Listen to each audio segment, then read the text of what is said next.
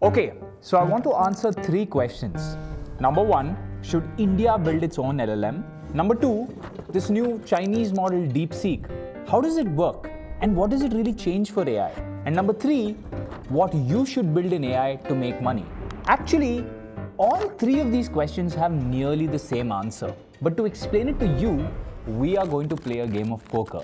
Yes, nothing explains this scenario better than a game of poker. And trust me, whether you've played poker or you understand the rules or not, you are going to want to watch this video. Ready? Here goes. So we're at this table where the biggest AI companies in the world are playing poker. There's OpenAI here, there's Google here, and then there's a new Chinese model DeepSeek here. There are many other players at the table too, and we'll come to them in a bit. Now they all have different amounts of money with them. For those that don't know the rules of poker, you don't actually need to know it fully for this video. All you need to know is that there are 5 cards. Turn by turn, they get to decide whether to put money and open the card. You can open the card only if you put in money, and then everybody else on the table can see what card you put up. And for them to play, for all the other players to play, they also have to put in money. So if you don't have enough money to play or you don't have the courage to put it in, you are out of the round. Every turn, like I said, a card is opened. The goal is that in the ending, you need to have a better set which includes the cards on the table and the cards in your hand than the opponent. You don't need to understand all of this for the video. All you need to understand is that every card opened changes the risk profile of the game. The game we're talking about is building artificial intelligence.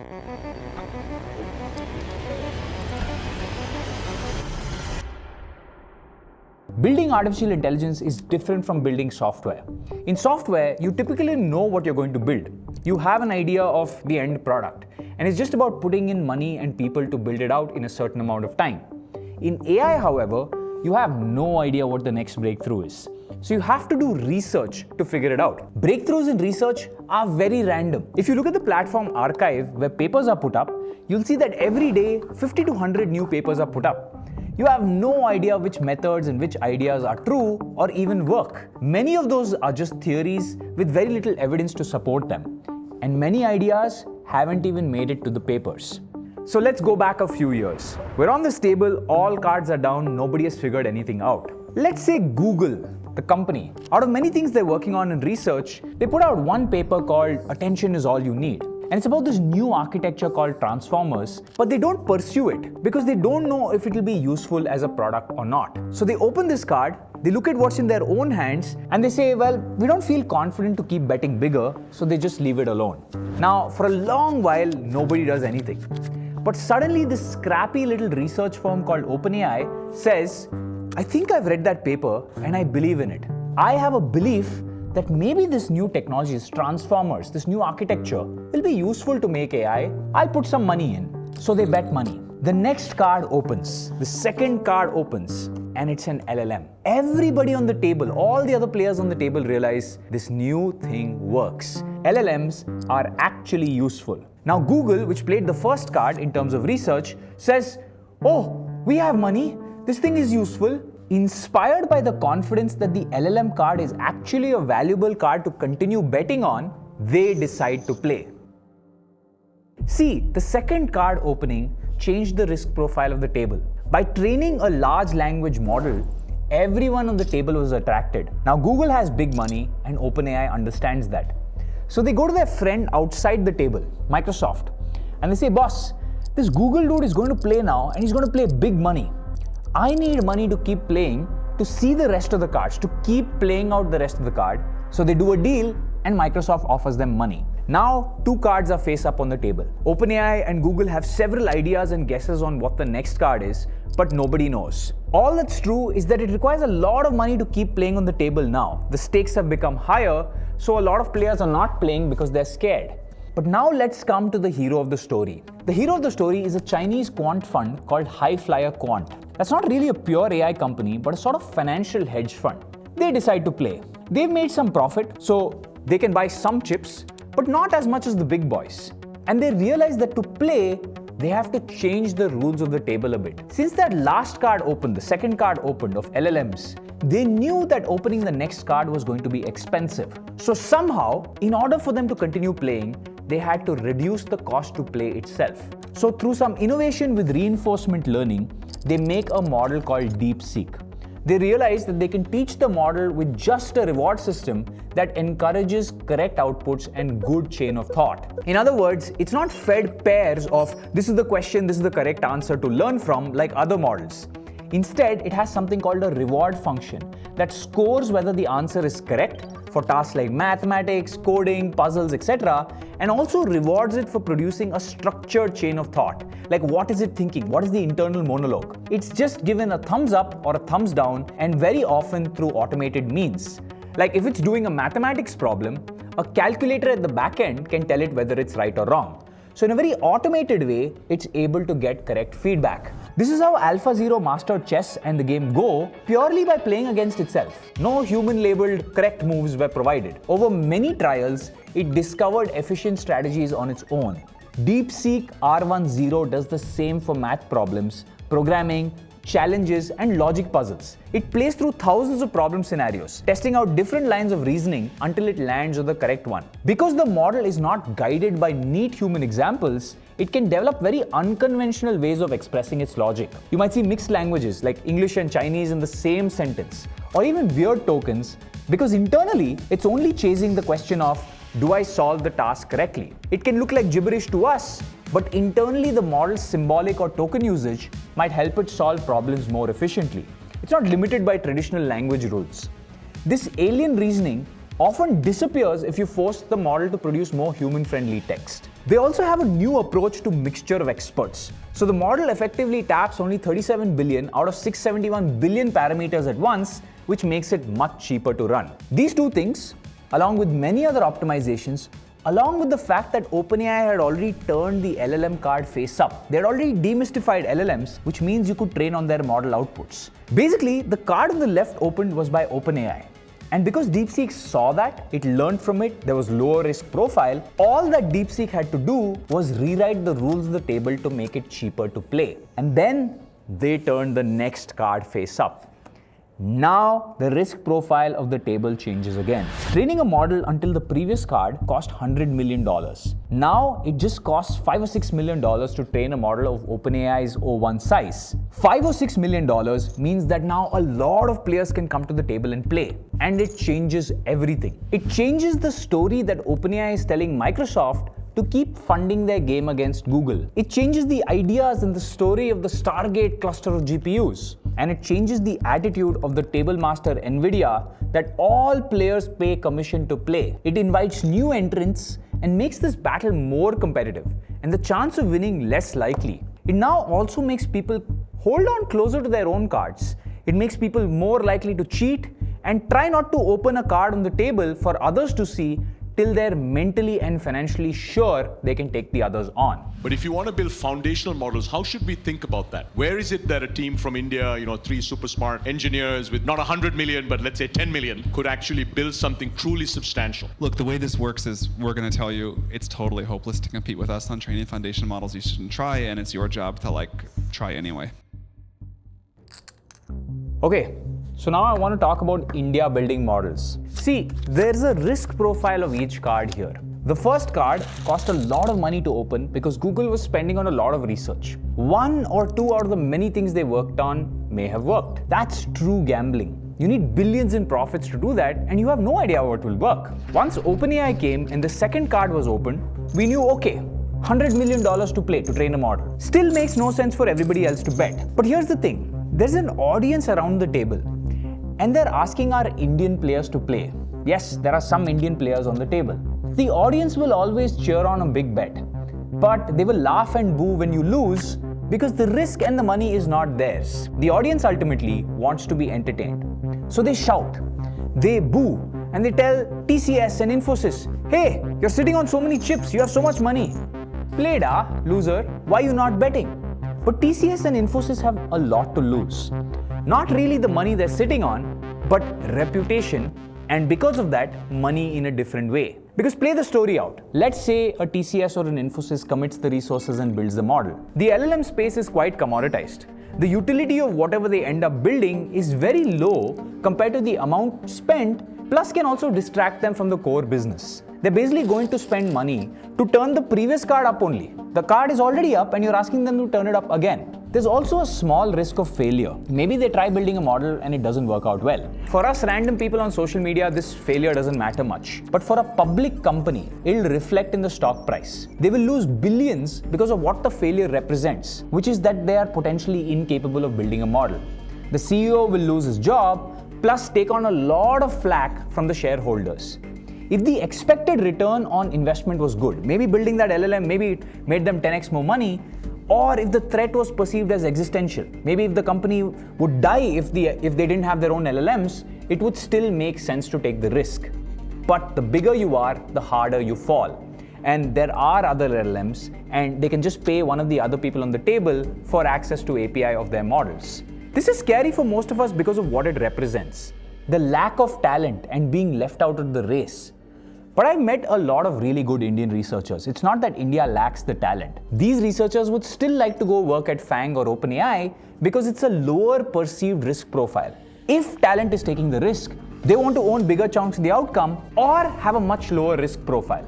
So instead of going to a TCS or Infosys, where they're not sure if they'll be able to pull it off, they would rather go to the big players like an OpenAI. No matter how many chips the Indian players have, they're still the smaller player on the table compared to a Google and cannot convince talent or the markets to play with them. That's why I keep saying that this risk has to be from a startup in India. And it's also why startups have a right to win in changing markets. Because a startup has no reputation to lose. We think of startups as companies, but startups are not companies. Startups are experiments to see whether a company deserves to exist in that space or not. It's almost like you go to the table, you're like a drunk who has a little pocket change, and you say, well, I collected a little bit from everybody, I'll play. And the audience doesn't even know them well, so they're like, whatever. Good to see that you're going all in with a very little amount of money. The startup is the underdog. But don't be fooled. Most of the time, these startups die. They lose in one round. And most of what the audience is asking them to do is uncover the same card face up that's already face up on the table. The real challenge is predicting the next card, the fourth card on this table. Sounds depressing? Yes. But the existence of DeepSeek changes things. With open methods that others are able to replicate, DeepSeek actually put out a paper on this.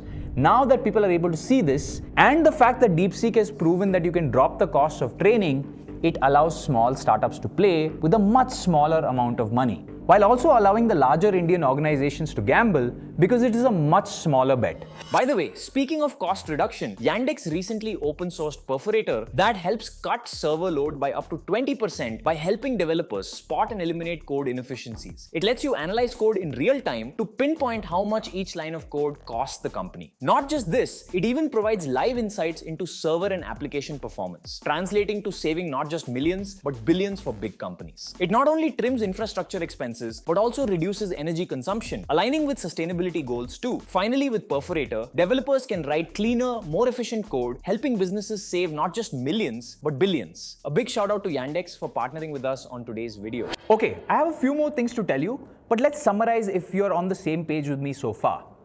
Doing new research is like sitting on a high-stakes poker table with all the cards face down. You have no clue if you'll win or lose because it's unproven territory. And you must bet big. It costs a lot of chips to even play. Compute cost alone will run you into hundreds of millions. It's like playing blind. You can burn through months or years trying something that might turn out to be a dud. When it does pay off, you become a pioneer, like OpenAI once was. But that window is narrow. OpenAI proved certain methods work, so the cards that they revealed are now partly face up. You can analyze their success, see their ideas, see some of their code, and then jump in with much less risk. DeepSeek shows that you don't need $100 million to train a cutting-edge model, maybe just $6 million. And that lowers the buy-in price for everyone, but it also means more players at the table, more competition, and when someone's already shown you cards on the table, your risk drops. But new methods, that's still blind betting. Now, let's stop right here and talk about you. You may say, well, what can I do? I can't play with these titans, but you can be smart about it. In 2023, I wanted to compete in AI, and I'd run businesses for 10 years at that point. I knew the games I can play and the games where I didn't stand a chance. And I stopped listening to the audience on these things because the risk profile for the player in the game and the audience are different. So I asked, is there a way to play on any of these tables But on the last card, is there a way to play where somebody else has taken most of the risk? I don't have to take the risk and 9 out of 10 times fail trying, but play on the last card. Remember, I told you that the risk increases card by card. And that last card on any poker table we call the river. In AI, that last card is called fine-tuning. Fine-tuning is a part of machine learning where you can use somebody else's models, freeze most of the layers, then take a tiny part of the top and train it on your own data. So you don't need to fund the compute for the base model, you don't need to figure out the architecture, and you don't need to bet blind. Like I said, it's like waiting for the last card, the river in poker. You see almost everything and you're deciding whether to play or give up in the last second. Fine-tuning is a conservative bet. It's good for bootstrap companies like us because you minimize your risk. The big AI labs have already done the heavy lifting. I also believe that if you really think about your consumers, your buyers, your users, they don't really care about the poker table. They just care about what value they're getting. And to some extent, I think we've proven that playing on the last card is not a bad idea. So let me give you an example. So I was in the World Economic Forum in Davos last week, and YouTube has an official guide to Davos. And I'm just going to open a page on this, the official YouTube guide, where it says my name, but also says something very interesting, which is that we are now the world's largest AI avatar creator with over 60 million views. Now that was several months ago. In November, we did something close to 100 million views with that avatar. And most of you that have actually kept track of my journey have known that we've been trying this since Feb 2023 before anyone had a working avatar. Not only were we one of the first few known video and audio avatars content creators in the world, we're also currently the largest. It's a lot of pressure because now that everyone knows about this, there is going to be competition and we may not be the largest in the future. But what is it? It started as just a fine-tuned model. In fact, now you don't even need to fine-tune to make an avatar. Not only that, we've been doing advertising on the avatars. And the brands are extremely happy because they're not buying my personal time. I'm not spending my time there. They're buying distribution. It works. For us, it was low risk because somebody else has taken the risk of building the models, and all we had to do is fine-tune the top, and now we don't even have to fine-tune it. It makes money, and at 100 million views a month, it's at massive scale with close to no involvement from me. It's actually the largest consumer AI wrapper seen by people in India. And here's the weird part. Because of so much competition among the base model providers for avatars, and because open source avatars like Tango are 90% there, they'll get better in the next 2-3 months, we know that at some point, we may not need to even depend on any third party. That's why I keep my eyes on all the new models. In fact, we're repeating the same thing for B-rolls. If you look at text to video, there's a model called Hunyaon that's open source. And we're currently working on fine-tuning a model with my clips on it. Here's an early version. And as you can see, this early version is not very good. We prompted Varun Maya picking up fruits, but it'll get good, just like it got good with the avatars. The technology might change, the base model we use might change, but it's the same thing again. In fact, that advantage of the avatars, combined with my wife's AV video editing school, allowed us to deliver entire videos, both for ourselves as well as for customers, which then allowed me to scale my company EOS. In fact, most of you don't know that we have many more avatars running across many channels for ourselves and our customers. In fact, all that RCB Virat Kohli dubbing or the Bangalore police with AI avatars. ನಮಸ್ಕಾರ ಗೆಳೆಯರೇ RCB ಎಲ್ಲ ಅಭಿಮಾನಿಗಳಿಗೆ behind the scenes ಕೆಲಸ ಮಾಡಿ. In view of the 17th Midnight Marathon event organized by Rotary Club of Bangalore and IT Corridor, on so many of the channels we do for our customers, along with so many of the channels we do for ourselves, that's all us. And it wouldn't be possible for us to just put out the sheer volume of videos that we're putting out across so many different channels without having avatars. In poker, this is called playing on the river, the last card. It's irrelevant which base model provider wins. We can win some piece of the outcome anyway. And if there's enough competition among the providers, we may walk away capturing way more value than them. And if there are more breakthroughs that keep coming, the cost of training a whole model, not just fine-tuning, but a whole model, might keep going down. And once the card is up, everyone will know the architecture. In fact, there are now full Windows app trainers for fine-tuning models. It's very easy, and whoever has the best data wins. The two kinds of people who will win are the people with some very specific type of data that other people cannot use, like clips of Varun Maya that are only useful to train a Varun Maya model. And the other set of people who will win are the people who build useful products on top of the models. You can call them rappers, but actually it's just skipping the poker table. Watch the big guys fight and just integrate the best model. Who cares if it's GPT, DeepSeek, or something else? If your product is useful, you can make money by providing utility for your customers. And ultimately, building a business is about customer utility, not about what technology you're using behind the scenes, especially when the technology is something that everyone can do and everyone's able to replicate and the costs are constantly dropping. Your customers are rarely going to be ML engineers on Twitter. It's going to be the general public that just wants something useful. For all the crap that people give rappers, they seem to be a far more sustainable business model compared to the underlying models at a much lower risk because you're playing on the river. But even in products, there is competition. Eventually, everyone who's built products in the past understands that whoever reaches the most amount of customers will win. It seems, like I've been saying for a very long time, that distribution is key. Now, you might say one last thing. But Varun, you know, pioneering the thing is valuable. Taking the risk to make it happen, spending $100 million, training a GPT, showing the world what's possible, it's worth its weight in gold, in legend.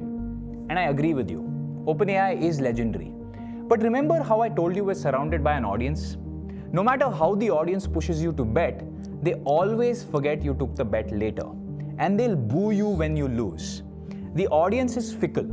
Today, OpenAI, the company that started this war, who literally took the research that Google has sort of left on the table and actually implemented, is being called out on social media. They're being called names, they're being called losers and thieves and murderers and non-innovators. So the thing I've learned over 12 years total now of running businesses, right? And 2 years of this specific thing is that people only remember the winners, the eventual winners, the last man standing. No matter what crazy thing you tried, nobody cares if you don't win.